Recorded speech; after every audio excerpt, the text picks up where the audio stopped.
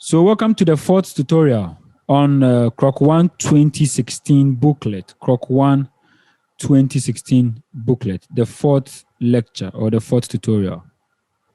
All right, so let's begin.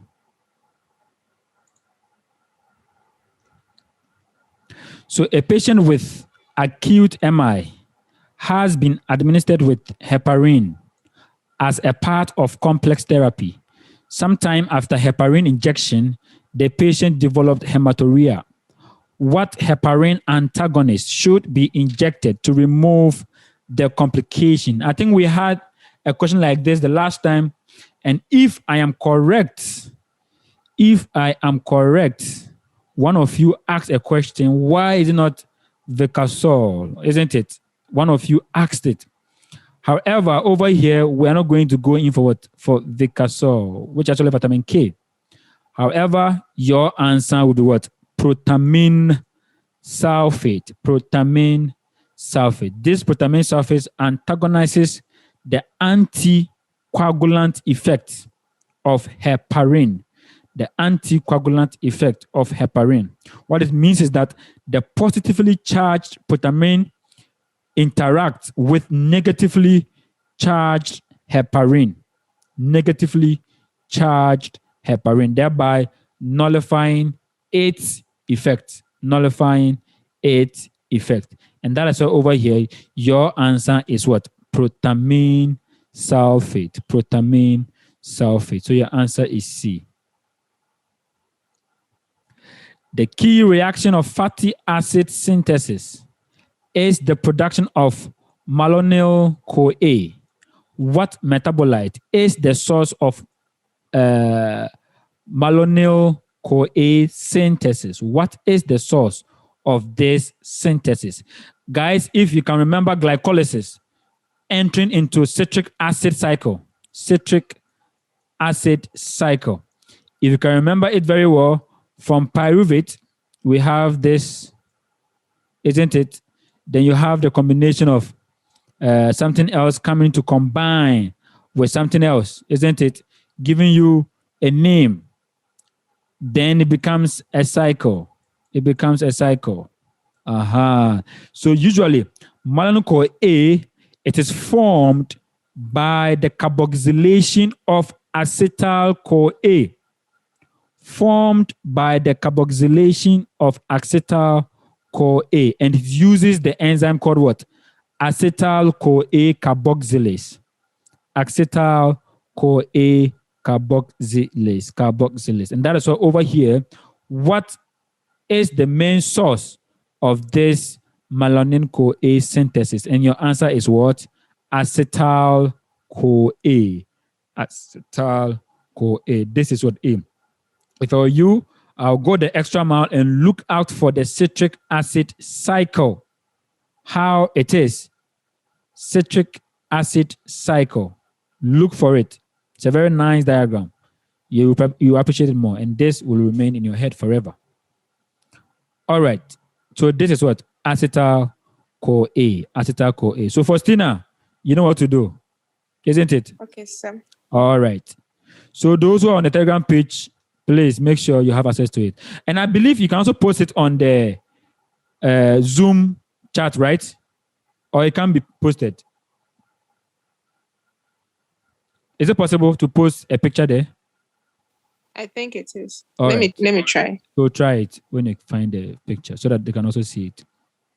All right. So a family of healthy students who have arrived from Africa gave birth to a child with signs of anemia. The child has died shortly after.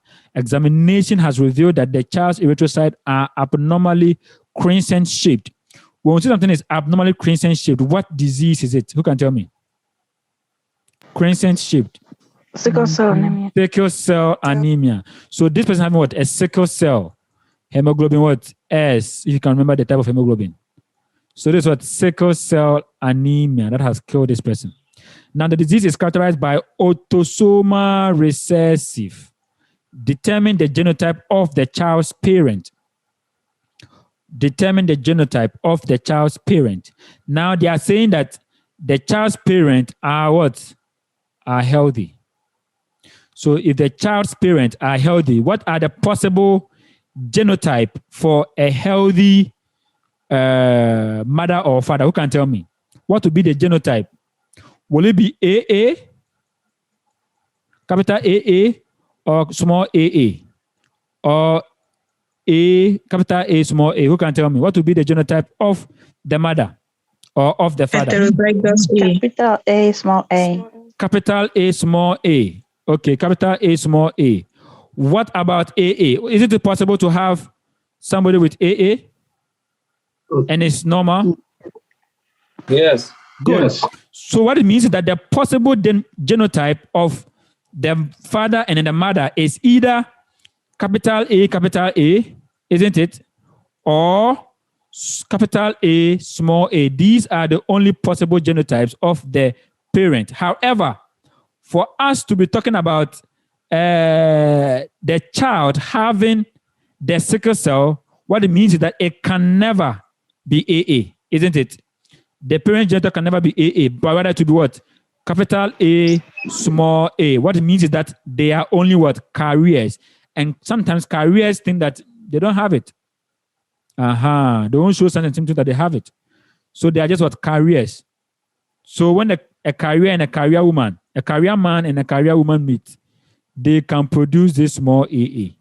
And that is what we are having in this baby. So over here, the possible genotype of the child's parent would be what? Capital A, small a. And so therefore, your answer is what? Is B, capital A, small a. So please take note of that.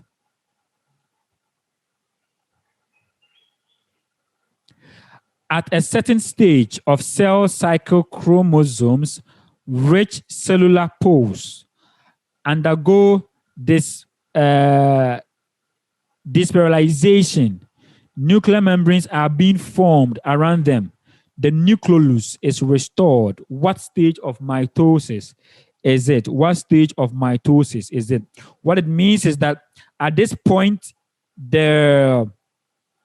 should I say homologous chromosomes, whatever it is, they are what? Separating from each other. Or they have actually what? Separated from each other. What it means is that this is more or less like the final stage of mitotic what? Division. The final stage of mitotic division. So who can tell me the final stage of mitotic division? Who can tell me? Telophase. So they begin to now exist on their own. So they move to the other side so that they can have their own cell, their own nucleus, their own cell membranes, and everything. And that's what they said what?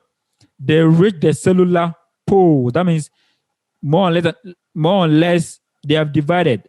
If this is the cell, okay, over here will be what? The cellular what? Poles. The cellular what? Poles. We have to call spindle fibers, isn't it? This move them, and it's a pole around that area. So they move them, and then this cell begins to now what? Divide into two. Begin to divide into two. All right. Now, when these chromosomes are lying at the center, how do we call it? What stage is it? When they are lying at the middle, how do we call it? What stage is it? Metaphase. Metaphase. When they begin to move, how do we call it? They begin to move to the pole. How do we call it? What stage is it?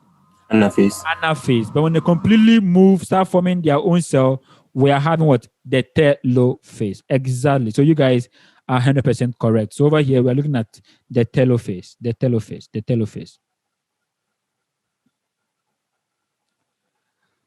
Cardiac arrests occurred in a patient during a surgery of the small intestine. What regulating mechanisms resulted in the cardiac arrest in this case? First of all, when we say cardiac arrest, it's the time or is the stage whereby now your heart is slowing down. So slow heart rate, isn't it?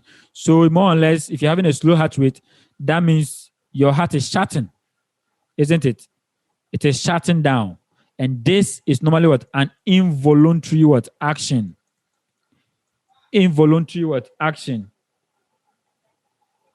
Involuntary what? Action. So now let's look at the question over here. Now we are, first of all, what reflex is responsible for these things? Slow heart rate, reduced body activities and stuff. What is responsible for it? Who can tell me? What reflex? What reflex? Parasympathetic. Parasympathetic. You remember when we talk about the sympathetic, it's involved in what? Flight or what? Or fight. Reflexes or reactions. But in the case whereby everything is now running low, everything is low, nothing is moving, that one is innervated by what? By parasympathetic. Parasympathetic. And again, talking about condition and unconditioned. We said in condition, it is what? It is planned, or the person has planned for it. In unconditioned, it means it is not what? Planned. It just happened. It is not what? Planned. So if you look at what we are having over here, this patient, unknowingly, of course, we know the person has what? A cardiac what? Arrest. No, sorry, the person is having what? A problem with the small intestine. So they are doing what? A surgery. But all of a sudden, the heart rate slowed down and cardiac arrest occurred. So what kind of reflexes can we be looking at in this case? So first of all, you guys have answered the fact that it is what? Parasympathetic, isn't it? So right now, is it conditioned or unconditioned? Who can tell me? Unconditioned. Conditions. Come again? Unconditioned. Unconditioned. Unconditioned, yes. Not conditioned. It is unconditioned because though you plan for the surgery, isn't it? But that is stomach. You plan for your stomach or intestine surgery, but you never plan that you're going to have cardiac arrest. You don't plan it. So this is what? Unconditioned parasympathetic reflex. Unconditioned parasympathetic reflex. And so therefore, your answer would be E. Unconditioned. Unconditioned. You didn't plan this stimulus. You didn't plan for it. You didn't plan for it. All right. A patient working at a pig farm complains of paroxysmal abdominal pain, liquid feces with mucus and blood, headache, weakness, and fever. Examination of the large intestine revealed ulcers from 1 up to several centimeters in diameter. Feces contain an oval unicellular organisms with cilia. What disease can be suspected? What disease can be suspected? And over here, we are looking at what? Balantidiasis. So those of you who have watched our microbiology presentations, you read that this is what? Balantidiasis. What then is balantidiasis? This is defined as a large intestine infection with the Balantidium coli. Balantidium coli. And this microorganism or protozoa is ciliated, or it has cilia, or it has hair-like structures. Now, one of the main reservoirs for this balantidiasis or Balantidium coli is the pig. So the pig serves as a reservoir for this microorganism. And those of us who loves to eat pig, those of us who like to eat or who love to eat pig, you can get infected with this thing when ingested in, or when the food, whatever it is not properly prepared. So please take note of some of these things. And of course, they can cause ulcer and things like that in the intestine and so on. So please kindly take note of that. So over here, you are looking at what? Balantidiasis. Balantidiasis. All right. Vestibular receptors. You are the people that was talking about so many times about the vestibular. What other thing can the vestibular system do? Who can tell me? We talked about it the last time, if you can remember. Controls what? Rotation. Balance. Balance and what? Like in case you Vestibulocochlear. have You remember we talked about the vestibulocochlear nerve. We talk about hearing. Can you guys remember? When someone was asking about the colliculi, I may mention about something like vestibular receptors and things like that. So please take note of that. So apart from the fact that it's involved in balance and posture and things like that, you must know that it's also involved in hearing. The vestibulocochlear nerve or the vestibulocochlear receptors, they are also involved in hearing. All right, but that's not our question now. The question now is that the vestibular receptors of the semicircular canals of an animal have been destroyed. What reflexes will disappear as a result? First of all, you guys mentioned about posture and balance, isn't it? Now let's look at it. I said something about circular motions, isn't it? Like sitting on a merry-go-round, then we spin it. When you come down from the merry-go-round, you realize that your body will continue to spin. That's because something is still spinning. They also have linear motions. For example, sitting in a car and the car stops suddenly, your body will continue to move forward as it was going before until now get to realize that, Charlie, I'm not moving. So come back to square one. Then it comes back. That is controlled by another thing.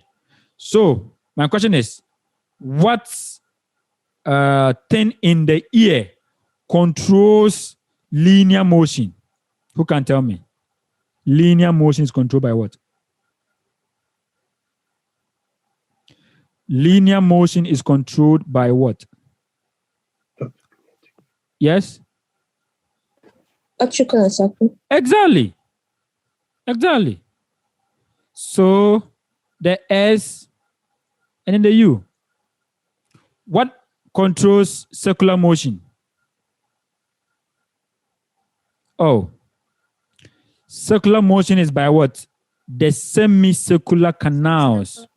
Semicircular canals. They control, how do you call it? Moving in runabout, or moving in a runabout, or moving in a circle. Now, I'm saying this so that it can help you to know the answer. So even before I continue with the answers, what do you think is your answer? They are saying that this receptor is destroyed. So what would disappear? Circular motion. Circular motion. Another name for circular motion is called what? Angular acceleration. Exactly. So if you don't understand this simple thing, you might go and get it wrong. That is why I'm always revising with you. So don't think that I'm trying to waste your time. Okay? It's always good to repeat and repeat and repeat and repeat. So please, we are going to be dealing with what? With angular acceleration. We're going to have a problem with angular acceleration or circular movement. Circular movement. But if it was the circle and the utricle that were destroyed, of course, linear acceleration would have been what? Impaired or would have disappeared. All right. So your answer here is A. Blood group of a 30-year-old man has been determined before a surgery. The blood was rhesus negative. Rhesus positive. Okay. Now, agglutination did not occur with blood group O, A, and B. The blood belongs to which of the following groups? So what they are saying is that they gave somebody X, okay, X positive, to blood group O, A, and B. And they said that no agglutination occurred. No agglutination occurred. No agglutination occurred. So the question now is, what blood can give to all of these things without agglutination? And your answer is what? AB. AB? O. It's O. It's O. Don't forget, O is a universal donor. Universal donor. HB is a universal recipient. Don't get the difference between X entering into O. It's different from It's different from O entering into X.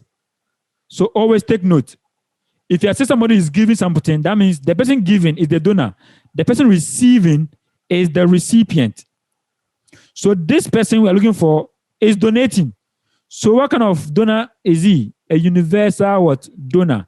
AB will not donate blood to anybody apart from itself. That's how greedy those who are AB are. They are very, very, very, very, very, very, very greedy.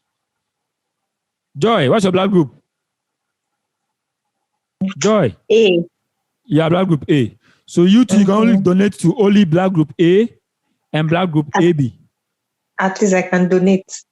At least you can donate. Yes, you can donate. All right. So me too, I'm blood group B. So I can only give to what? My fellow blood group or people with what? Blood group AB. For them, they receive everything. That's what they are recipient, but they don't donate to all other person apart from themselves. Who is blood group O here? Me. So you people are the people who are so selfless. Okay. Yeah. You are That's the best bitches in town. So naturally, you people are very kind. You people are very kind. But I don't know why those of you who are saying me, you're not kind to me. I don't even know why. You are not kind to me. But they are the kindest people that you can find because they donate freely. They give freely. They pretend to be kind, but they are not kind. Oh, really? Okay. Yeah. They have been exposed. Guys, they say you people pretend. It's not me saying it. Somebody is saying it. I didn't say that. Before you said I'm the one. All right. But at least you people have understood this one. Okay.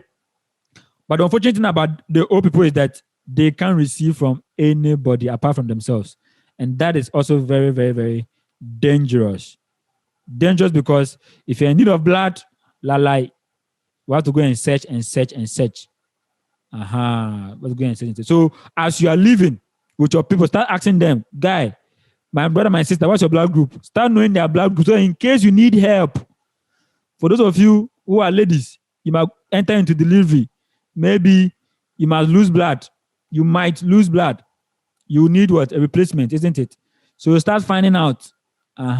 So start making friends. So if you have a guy who is blood group O, start befriending the person. I mean, if you have a friend who is blood group, who is a guy in his blood group O, start befriending the person. I didn't say it. I'm just helping you out. I'm not saying go and do anything. No. Bye. Please, let's move on.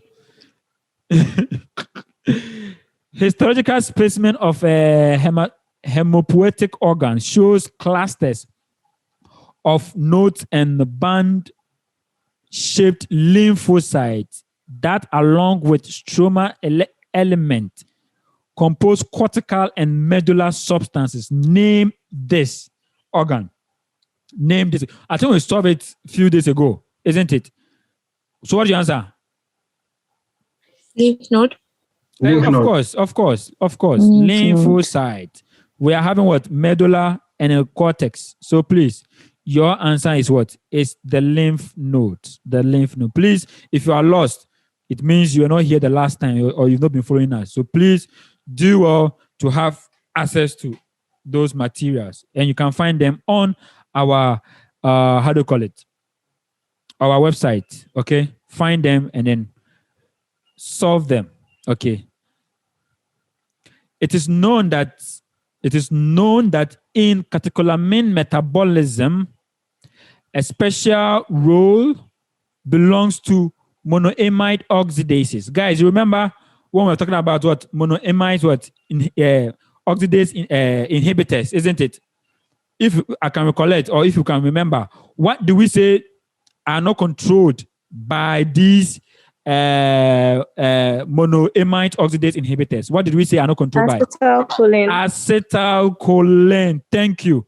And you see over here, they've mentioned the catecholamines. That's the noradrenaline, the adrenaline, the dopamines. You see, they've mentioned them. And these ones are the things that can cause what? Depression. They can cause what? Depression. And that's what, if you want to reduce depression, you give people what? With the monoamide what? Inhibitors to prevent them from functioning. So you see? You see, I learned something.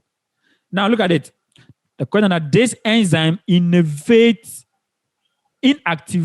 mediators. This enzyme, okay.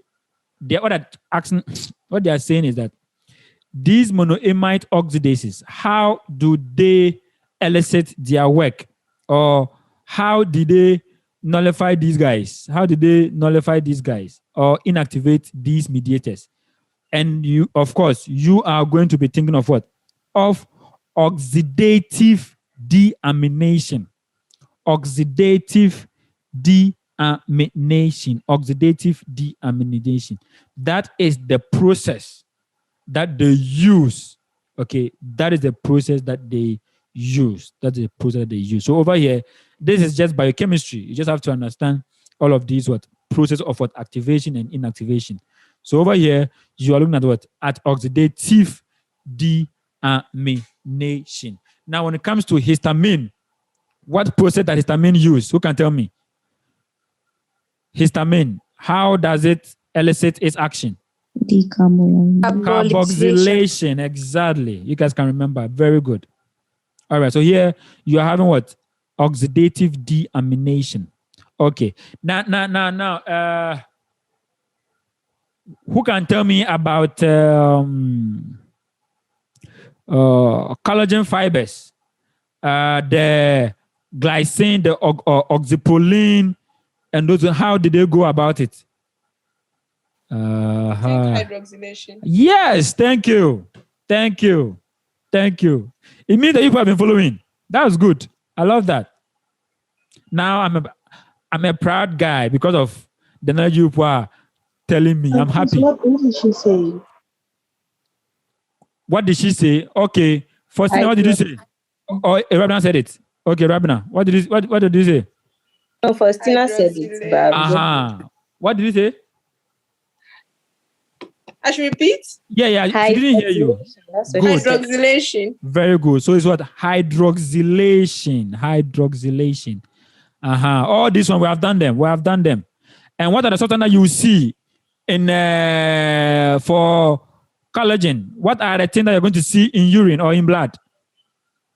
3 things you're going to see. What are you going to see? Just a revision. What are you going to see? 1. Oxypolin. So proline. 2. Oxylysine. Lysine. Good. Charlie, you people, you do all. That's it, by the way. All right, so let's continue. Cellular composition of exudates. Again, what did I say deals with exudate? What is exudate? Exudate is what? As a result of what? Exudate and transudate. Exudate is as a result of what? Come again? Fluid. Oh, Inflammation. yes. Inflammation, sorry. Exactly. Inflammation. Please, when you're talking, let me hear you. Be confident and tell me. Nobody is wrong, nobody is correct. Okay, we are all learning. Okay, so don't feel shy. Now, I ask this question because I know I have taught you. So if you can't remember, it means that you have forgotten. And that will mean that you have to go and revise those videos. That's all. Nothing like anything. Okay, so please feel free and then let's start ourselves as we go on. Okay, so yes. So it's a sign of what? Inflammation. Exudate is a sign of what? Inflammation. Whilst a transudate is a sign of perhaps they having cardiovascular what? Problems or too much pressure or things like that causing it. Other than inflammation. Anything other than inflammation causing the fluid accumulation. All right, that's just by the way. Now they said what? Cellular composition of exudate largely depends on the etiological factor of inflammation. So you see, what leukocytes are the first to be involved in the focus of inflammation caused by a pyogenic bacteria. Your clue here is what? Pyogenic bacteria. What comes to mind? Oh, bacterial infections. Neutrophils. Please, neutrophils. They come to the place of infection or bacterial invasion. So please take note of that. So over here, you are dealing with what? Neutrophils. Neutrophil. The question is, what leukocyte comes to the place? And your answer is what? Neutrophils. All right. So your answer is what? Is D. And again, what can you guys remember about? So over here, are we going to have left shift or a right shift? Oh, it's a question. Left shift. Because there'll be increased concentration of what? Leukocyte. There'll be increased concentration of what? Leukocyte. And that is what? A left shift. Don't worry, I won't go into degenerative and generative because there's nothing to give. But of course, you can tell that this could also be what? Maybe regenerative, isn't it? It could be. But of course, we can't be sure. So this one, it could be, but it might not be. All right. That is it, by the way. And again, we have done it. A surgeon has detected inflammation of the Meckel's diverticulum in a patient. During surgical invasion, it can be located in where? What it means is that where can we locate this diverticulum? Where can we locate this diverticulum? And this basically can be located in the small intestine. In the small intestine. To be specific, we are talking about the distal ileum. This is an anatomical position. I can't just tell you where it is, but you must know that this is found on the distal, the end of the ileum. The end of the ileum. The end of the ileum. So please take note of that as well. Take note of that. So over here, we'll be dealing with what? With ileum. All right. A patient complains of acute pain attacks in the right lumbar region. During examination, nephrolytic obstruction of the right ureter in the region between the abdominal and the pelvic segments was detected. What it means is that there are what? Kidney stones or the presence of stones in the right ureter. That is from where the blood, the urine will flow from the pelvis into the bladder. Okay, let me just draw. Oh, come here. Okay, it's like a bean shape, isn't it? It is a bean. Today I ate beans too, but I can't draw beans. Okay, so this is whose kidney? Who can tell me? Ahmed. Oh, Ahmed. Faustina. Ahmed, today they call your name. They say it's your kidney. So Ahmed, look at your kidney, your nice kidney. So for Ahmed's kidney, you know, we have things like this. We call them the KLSs. Charlie, I'm not good at drawing, but take it like that. KLSs. Then from there, we give to the pelvis. They will start coming out. Then we realize the ureter. Then we realize the bladder. So there's stone in this junction or around this area. That's what it means. Stone over here. That's all. Stone over here. So Ahmed is having stones over here. So now let's look at the question. The question now is, what anatomical boundary exists between those two segments? And what are the segments? The region between what? The abdominal and the pelvic segment. Your abdomen and your pelvic. Your abdomen and your pelvic. What demarcates it? That's what they're looking for. What one or the other demarcates it. And over here, we are going to be looking at what we call the linea terminalis. The linea terminalis. Unfortunately, I have no diagram to show you the linea terminalis. But the linea terminalis comprises of the pectineal line, that's on the pubis, the arcuate line, the sacral promontory, superior margin of the pubis symphysis, and also forms the boundary between the abdomen and the pelvic cavity. It forms the boundary, the line between the abdominal cavity and the pelvic cavity. So please note this. And I think Faustina has sent something similar in the group page some time ago, right, Faustina? I'm not sure. You are not sure. All Yes, right. yes. Uh-huh. Someone has sent it. You see? Okay.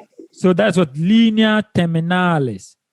Linea terminalis. Actually, guys, everything I tell you guys, trust me, I remember it. Even the jokes I crack, I remember some of them. In fact, most of them. Okay. The issue of Benjamin and his girlfriends, I can remember all of them. And I believe you too can remember it. Even he himself can remember it. So very important. A patient died of cancer, cancerous cachexia. When we say cachexia, that means unexplained weight loss, okay? So cancerous cachexia with primary localization of cancer in the stomach. Autopsy revealed acutely enlarged liver with uneven surface and the numerous protruding nodes. Again, it's explaining the cancer. The nodes had clear margins in the section, rounded shape, gray-pink color, varying density, sometimes containing necrotic foci. Histologically, there are atypical cells. What pathologic process occurred in the liver? Guys, from the stomach. Now we're talking about what? The liver. So what can you be thinking of? What is one of the property of a cancer? Cancer has the ability to move from one place to another or from one organ to the other. And that terminology is called what? Metastasis. Metastasis. So over here, we are having a case of what? Cancer metastasis. Cancer metastasis. So your answer is A. A patient has insufficient blood supply to the kidneys. Guys, before we continue, when there is an insufficient blood supply to the kidney, how would the kidney respond? Who can tell me? I want someone who have understood all the nonsense I've been saying to explain this to me. There is inadequate supply of the kidney. What happens to the kidney? What will happen to the kidney? Renin will be released. Thank you. How does it happen? I think maybe due to the decreased blood flow, the contraction of the efferent arterioles. Okay. Will cause the release of the renin, and then the renin will convert the angiotensinogen into angiotensin 1. Okay. And please, am I on the right track? Yeah. You're going. Go on. Keep going. Okay, then angiotensin 1 will be converted into angiotensin 2 in the lungs by the angiotensin converting enzymes. Wow. Good. Then what would be the function of the angiotensin 2? Mm-hmm. It will act on the blood vessels, causing a constriction, increasing the blood pressure, and also act upon the zona glomerulosa, causing the release of aldosterone. Guys, do you guys know why she can remember all of these things? Because she was the one that brought the diagram. True or false? Because you are saying, I can picture the diagram that you posted on the group page. Guys, that's what I'm saying. When you have diagram, it always helps you with your assimilation. But there's something you are forgetting. Always don't forget your macular densers because of inadequate supply to the blood. What it means is that there will be no reabsorption of what? Of sodium. Can you remember that? Can you remember that? Good. So yes, don't forget that one too. Because that one will actually activate the renin to be released by the gesta glomerulus or the gesta cells. So guys, that is basically the mechanism of how when there's insufficient blood, that's what happens to the body. And that term or that whole process is called what? It's called what? Who can tell me? The renin angiotensin or aldosterone system. And I think even this guy asked this question. Benjamin, true of us? True, sir. Exactly. Good. And I remember we explained it over again. But let's look at the question. The question says that we have insufficient blood supply to the kidneys, which caused the development of the pressure effect due to the constriction of arterial resistance vessel. This is the result of the vessels being greatly affected by the following what substances. And if you listen to what Dr. Faustina was saying, she said the angiotensin will cause what? Vasoconstriction. True or false? Then at the same time, it's going to act on the what?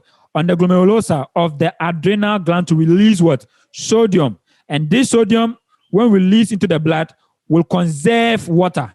And that will increase what? The pressure, or that will increase what? The blood supply to the kidney for adequate perfusion to take place in the kidney. So, having said that, what do you think is the main enzyme that is affecting the constriction? What is your answer? Angiotensin 2. Thank you. Thank you. So don't get confused, because I know you mentioned renin, you mentioned angiotensinogen, but this is the guy that actually acts upon the vessels and the glomerula. This angiotensinogen is inactive form of angiotensin what? 1. So it will be converted. Very good. And what leads its conversion is the renin. So these actually are not involved in the vessel constriction. No, they are not. They are not. You see how sweet medicine is? It's so sweet. So the answer is C, guys. Experimental stimulation of the sympathetic nerve. So in a sympathetic nerve of the heart, what will it cause? Sympathetic innervation of the heart, what will it lead to? Who can tell me? increase contraction. Thank you. Increase in the rate and the contraction. So they say it innervates the heart, which caused an increase in the force of heart contraction because membrane of typical cardiomyocyte permitted an entry in what? So what it means is that what will cause these things to be happening? What will cause it to be happening? What entry of electrolyte will cause the contraction to happen? And of course, you and I know that there's no way you can contract anything without what? Calcium. Without what? Calcium. So what are actually permitted in the cardiomyocyte are the entry of what? Calcium ions. The entry of calcium ions. The entry of calcium ions. So please take note of that. Calcium will cause contractions, or it will increase the force of contractions. So your answer here is B. Parent of a 5-year-old child reports him to have frequent colds that developed into pneumonia, presence of purulent rashes on the skin. Lab reveals the following: absence of immunoglobulins. So first of all, what cell is responsible for immunoglobulins production? What cell? Oh, nobody? The B cells, plasma. B cells, plasma, B cells. Yes, B cells. B cells, to bracket B cells. Please don't forget that. They are responsible for production of what? Immunoglobulins. And we have done this before, guys. And I said that for you to even remember it easily, the name is what? Brutons. B for B cells. Very easy. B for B cells. Naked cells are absent from the lymph nodes punctate. What kind of immune disorder? And of course, you are talking about what? X-linked hypogammaglobulinemia, or Bruton type of what? Agammaglobulinemia. As simple as A, B, C, D. So please don't get it twisted. So your answer here is A. Brutons for plasma. A microslide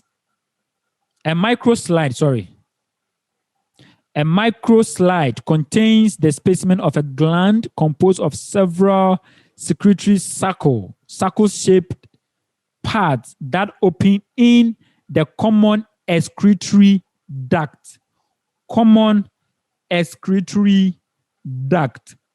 What gland is it? What gland is it? And of course, over here, you are looking at what you call. Actually, these are actually alveolar glands. And alveolar glands are usually what? Sac-like in nature. So if you look at your glands or your alveoli, they are like bags, isn't it? They are like bags. So you see one of the alveoli there is with so a lot of like balloons, isn't it? Another alveoli with a lot of balloons, where exchange of gases actually what?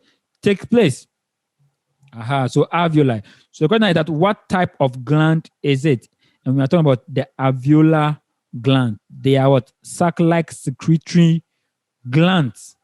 Secretory what? Glands. And of course, we can term it as a circular gland. A circular glands. And these are usually small, or they are made up of, or their epithelia are made up of simple squamous branched epithelium. Simple squamous branched epithelium. Again, simple squamous branched epithelium. So over here, our best answer would be what? A simple branched alveolar gland. Simple branched alveolar gland. So your answer is C. Please take note of my drawing. So for sinus alveoli, take note of her. Microelectrode technique allowed to register a potential following all or none law. I remember this in physiology. The rule of all or none law and capable of undecremental spreading. Specify this potential, guys. The all or none law. I've forgotten the exact law, but normally this law is what actually leads to what? To action potential. Action potential. So if you can remember, this is assuming this is your graph, okay? If you can remember, sometimes it will go like this, then pew, pew, pew. This is not ECG. Before going to say this is ECG. So this is how it is divided. Okay, good. So over here, at this point, we call it what? The threshold. The threshold. Or now this point is called the resting membrane potential. The resting membrane potential. Resting membrane potential. Usually around negative 90 millivolts. Yeah, negative 90 millivolts. But as soon as it gets to the threshold, it begins to shoot. That shooting is called what? Who can tell me? It's called what? Oh, you've forgotten. It's called depolarization. You guys forgotten. It's called what? Depolarization. Polarization. Then when it falls down, we call it what? When it's falling down, we call it what? Repolarization. Repolarization. That means that is when the cell begins to rest. Then if you go below the threshold, how do we call it? Below the threshold. Hyper. Hey, Charlie. Your physiology is good, though. That's good. But basically, this whole thing is the all or none law. As simple as that. And this whole thing is what? Action what? Potential. As simple as ABCD, please. So don't get confused. So action potential is simply the change in electrical potential associated with the passage of an impulse along the membrane of a muscle cell or a nerve cell. So anytime there is passing of ions to and fro, then we say we have what? An action what?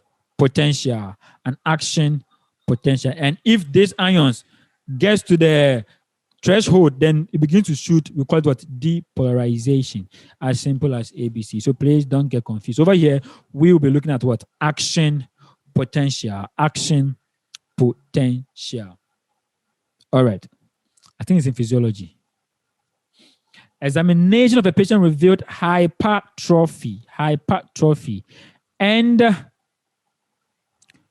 inflammation of the lymphoid tissue, edema of the mucous membrane between the palatine arcs, and they've told you that acute tonsillitis. So what tonsil is normally situated in this area, guys? What tonsil is normally situated in this area? Even if you don't know, they are saying that this thing is taking place between the palatine arcs. Now, if you open your mouth, the corners, that is what? The palatine arcs, the corners. That is your palatine what? Arcs. So, what are we looking at over here? We are looking at what? The tonsilla palatina. Tonsilla palatina. So, please don't get confused. Histological specimen of an ovary demonstrate a spherical structure composed of large glandular cells containing luteum. The ladies will know this one very well because they go through this process a lot. Glandular cells containing luteum. What hormone is produced by the cells of this structure? What hormone is produced by the cells of this structure? First of all, what gland are they talking about? Who can tell me? The lady who can tell me. Corpus what? Do you guys know corpus luteum? Don't let me beat you. Yes, sir. Corpus luteum. You menstruate all the time. So you should know how your menstrual cycle goes. Hey, now. Hey, your mother doesn't do menstruation, or you started doing menstruation. You might have started doing menstruation. He hasn't. You haven't. Good. So corpus what? Luteum. Corpus luteum. Luteum because what is the color? Yellow. Yellow. Good. So the question is that what hormone do they produce? And over here, even though they produce both estrogen and progesterone, the one with the highest one is the progesterone. It is the what? The progesterone. The progesterone. So please take note of that. And why progesterone is produced more is because it is preparing the womb for a possible what? Implantation.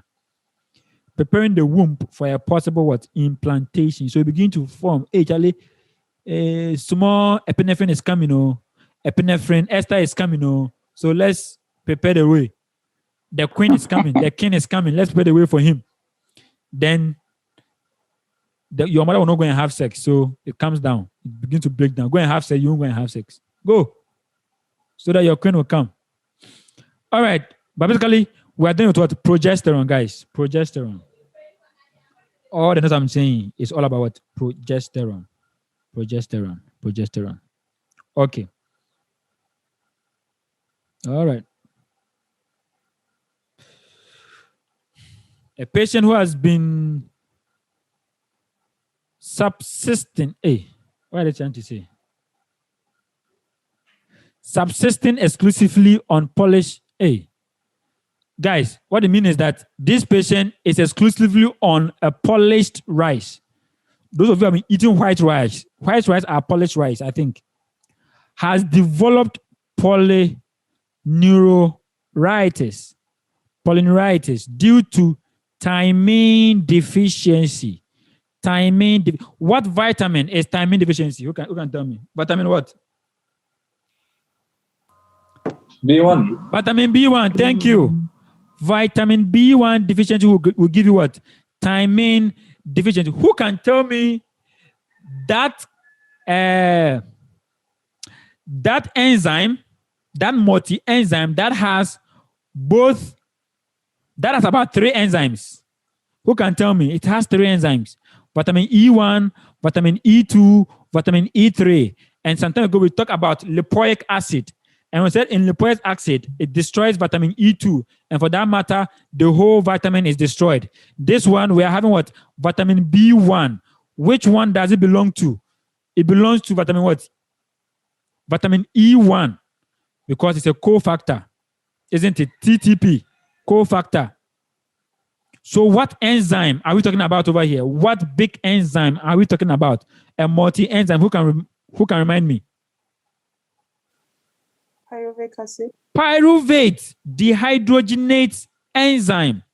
Pyruvate dehydrogenase enzyme. Guys, don't forget, it also involved in the citric acid cycle. As a matter of fact, this is the guy that helps to get oxygen, because when oxygen is there, this process is now effective. So please don't always forget that. So over here, you are dealing with what? Pyruvate dehydrogenase what? Enzyme.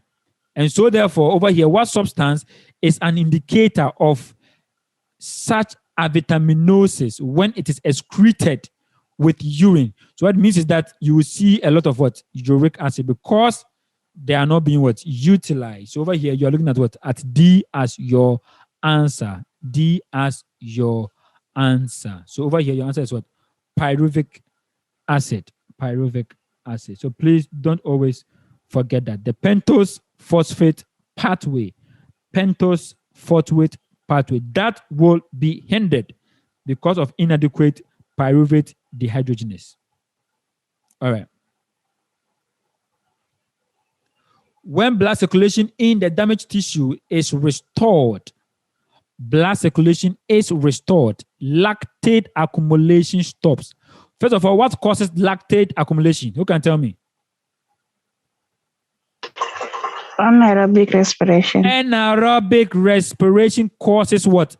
Lactate accumulation. Now they are saying that when blood circulation in the damaged tissue is restored, the lactate accumulation has stopped. Glucose consumption decelerates. These metabolic changes are caused by activation of the following processes. What are you thinking about? Now that lactate has stopped, what kind of process is taking place over here? Who can tell me? Aerobic.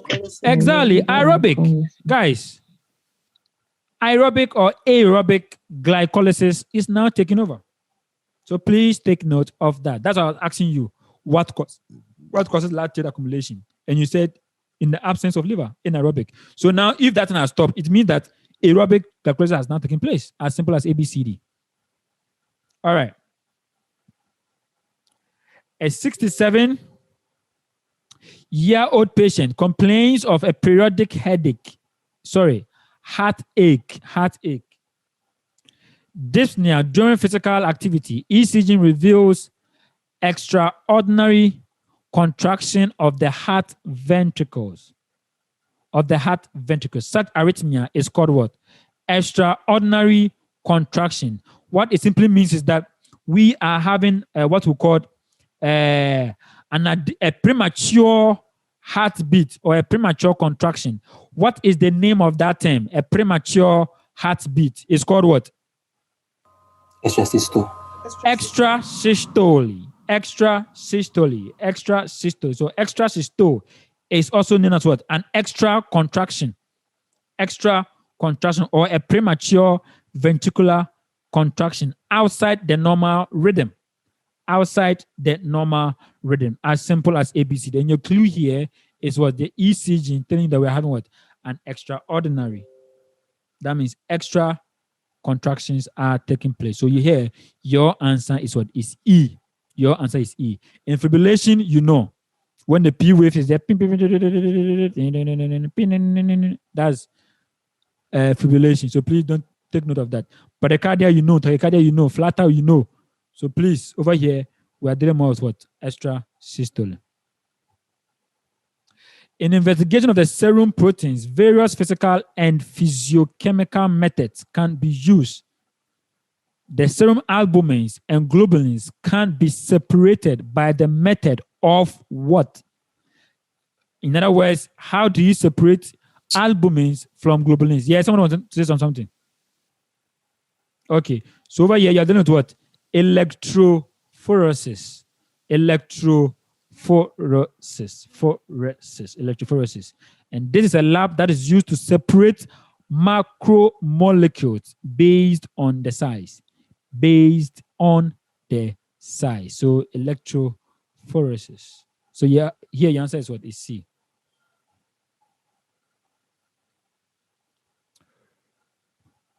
Pupil dilatation occurs when a person steps from a light room into a dark one. Light room into a dark one. Your pupil will dilate. Your pupil will dilate. First of all, who can mention the receptors in the eye for me? There are two major receptors in the eye. Rod and cones. Rod and cones. What is the responsible? What is used? What is used at night? What is used at the broad day? At night is Rod is for the night. and broad day is cone receptors. Good. So exactly. So you're saying what? The rod is what? For the night, isn't it? Whilst the cones is for what? The day. Am I correct? Yeah. Good. Now the question is not about this one. I'm just doing this so that we can revise. But again, what vitamin deficiency can lead to night blindness? Vitamin A. Vitamin A. And then for vitamin A is what? Retinol. Retinol acetate. Oh, guys, you are too good. I love you guys. Trust me. You made the learning so easy. And I love you guys. Believe me, I love you guys. All right. Now, what reflexes causes such a reaction whereby you enter, your people start dilating? What is the reflex? First of all, is it a controlled one or uncontrolled? Or is it conditioned or unconditioned? Do you just condition so that when I enter into this room, I have to constrict my eye or I have to dilate my eye? Do you plan it? Unconditioned. Unconditioned, thank you. You don't plan for it. It just happens. You don't. That sometimes when you enter into your room, first of all, the place will look dark. But after some time, you hear that, I can even see everything. True of us.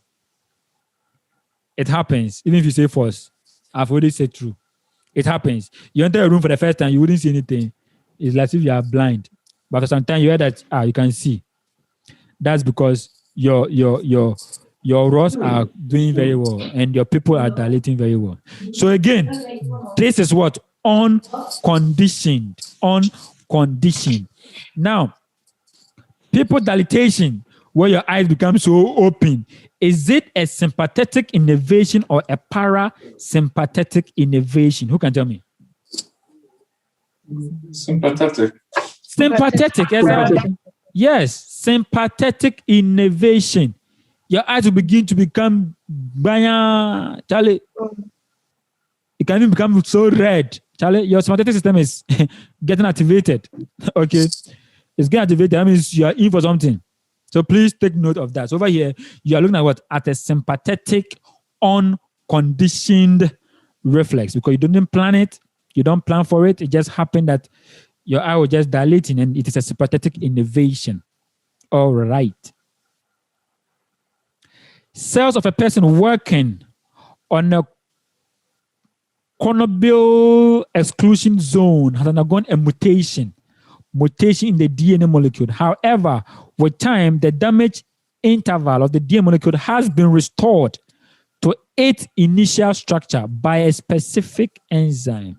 In this case, the following occurred.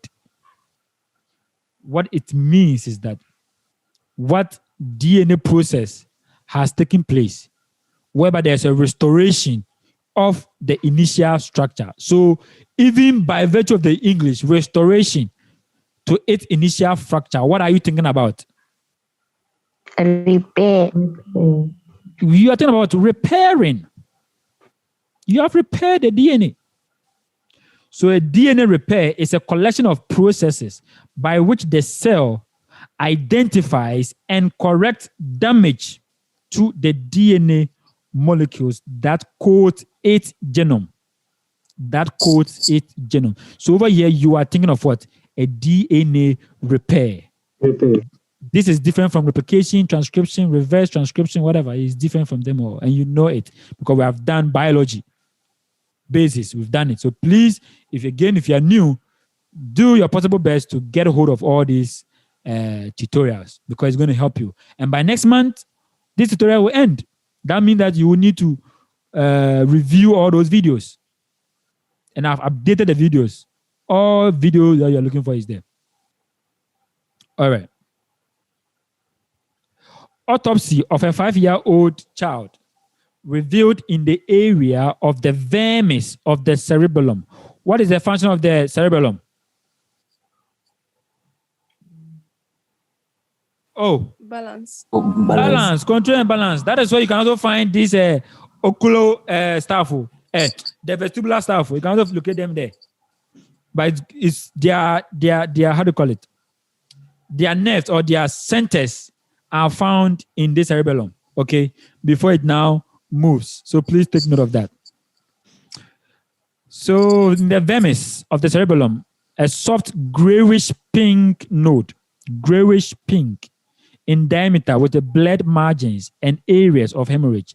Historically, this tumor, they've already told you there's a tumor, consists of atypical monomorphous small round cells with large polymorphous nuclei.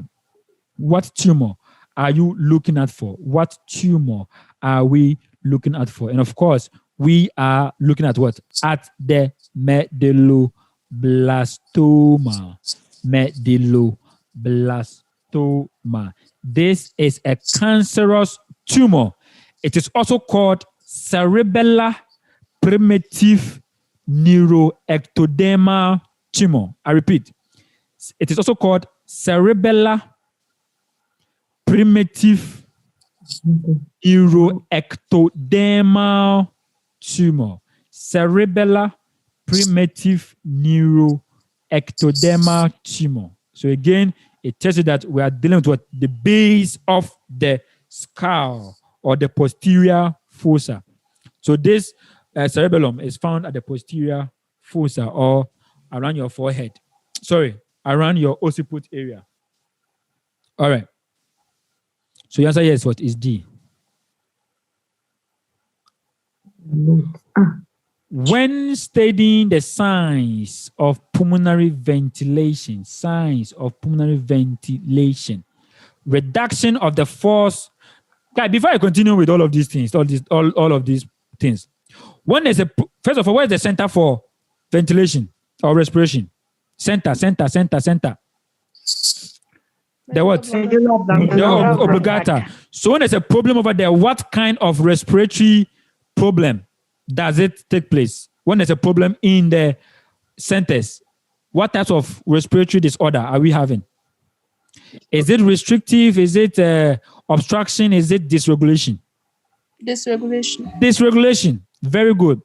In case where we are having a pulmonary scarring in the lungs, what kind of pulmonary disorder are we going to have? Is it going to have obstruction or restriction or dysregulation? When you're having scar in the lungs?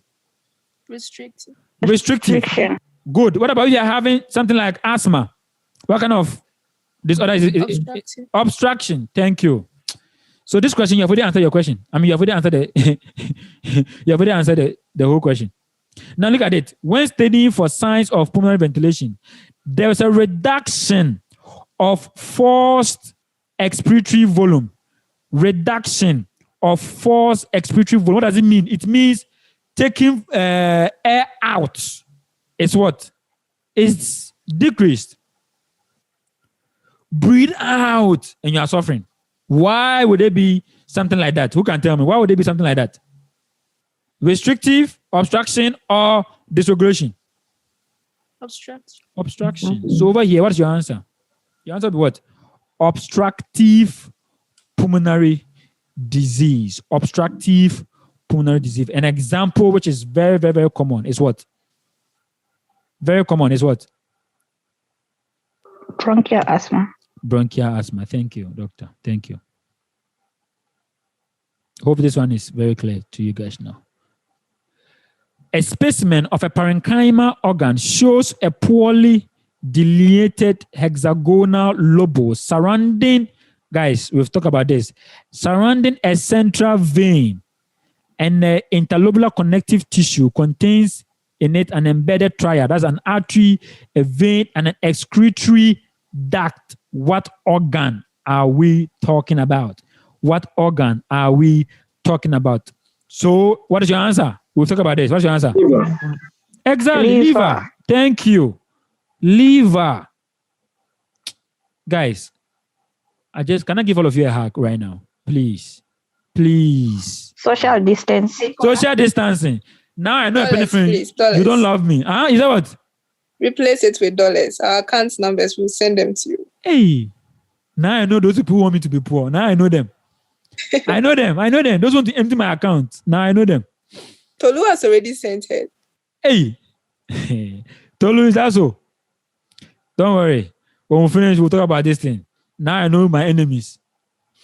All right. So over here, you're talking about the liver. For those who are just new, you must understand that there are 3 ways that we can describe the structure of the liver in terms of its functional unit. We have the classic lobo, the portal lobo, and then the liver acinos. These are the ways in which we can actually classify them according to, or describe the liver according to its functional unit. Now, over here is basically talking about the classic type. Very good. So over here we'll have the in the center we'll have a central vein. Then around it we'll be having the artery, the veins, and then the excretory. Don't forget the excretory that eventually will end up producing the bile duct, isn't it? That's more or less like the bile duct, if you can remember bile. So please kindly take note of that. Take note of that.